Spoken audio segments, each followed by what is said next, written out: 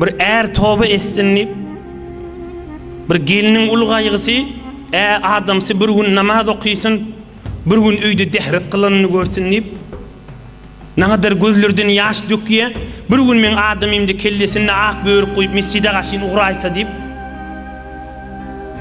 nagadar ogluň şokla göz yaş aktyrýa, bir gün dädemiziň namaz okuyanyny göräsek dip bir gün enemiziň toba edenini eşitasak dip nagadar göz yaşla dökülýe, zina namy bir kep düşündirip bilsem, bir gün Allah'ın ışkynyň mehabbetini düşündirip bilsem dip dinin lizzetini düşündirsem dip şulan hemmeti şol dirman Resulullah'dan pay almak derecesidir ha.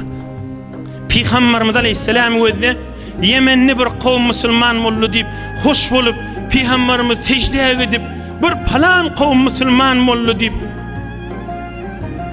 bir yurtda adamly Müslüman boldy dip secdeye gidip şolara hayır dua etip durşuny özde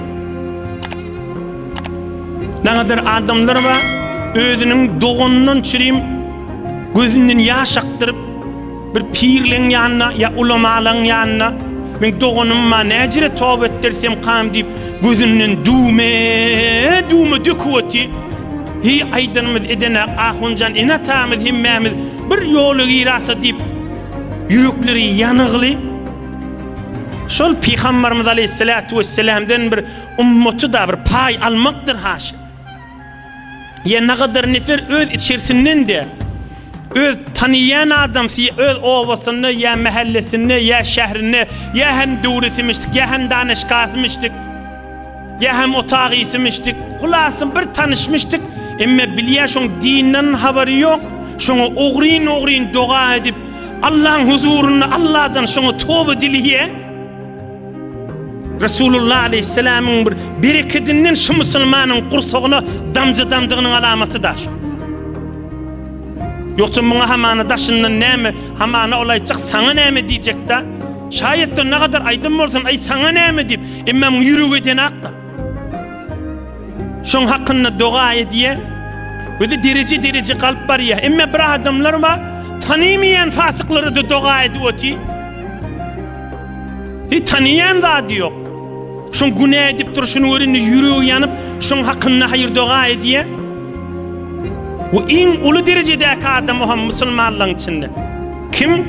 Bir adam günü 20 aytar, 25 aytar, 27 aytar tamam Müslümanlara dua ediye. Allahümme gfir lil muslimine vel muslimat. O zulkan aydılanır şey. Tefsir celeselerde.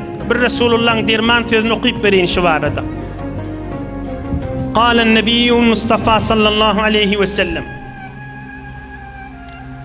من استغفر للمؤمنين والمؤمنات كل يوم 27 مرة كان من الذين يستجاب لهم ويرزق بهم أهل الأرض رواه الطبراني وفيه عثمان وثقه غير واحد وبقية رجاله ثقات كذا في مجمع الزوائد للهيثمي. Peygamberimiz Aleyhisselam aydıptır.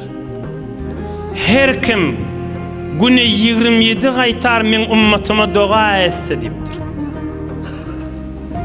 Her kim güne 27 aytar, bir rivayette 25 aytar. Men tamam ummatıma hele erkege dua etse, şol adam Allah'ın evliyalarından olur diptir. Şol adamın hurmatına dualı da kabul olur. Şol adamın hurmatına yere yağılla da yağar, yerle bereketli olur diptir. Yani Allah'ın duası olur deydiği da. Günü 27 aytar tamam Müslümanlara dua edecek bolsaň näjere dua etmeli? Elhamdülillah öz namazda okuyan duanı. Allahümme gfirli ve li valideyye ve li ustadiyye ve li cemi'il mu'minine vel mu'minat. Neştada goýsaň da bolýar. Yok Arapça bilen bolsaňyz Allahümme gfir lil muslimine vel muslimat. Allahümme gfir lil mu'minine vel mu'minat. Bijiretseň de bolýar. Yok ýalňşarsyň qadisen sada türkmençiligiň içinde bolsaň Allahümme gfirlin ta ahirine çeli güne 27 aytar okuýan bol.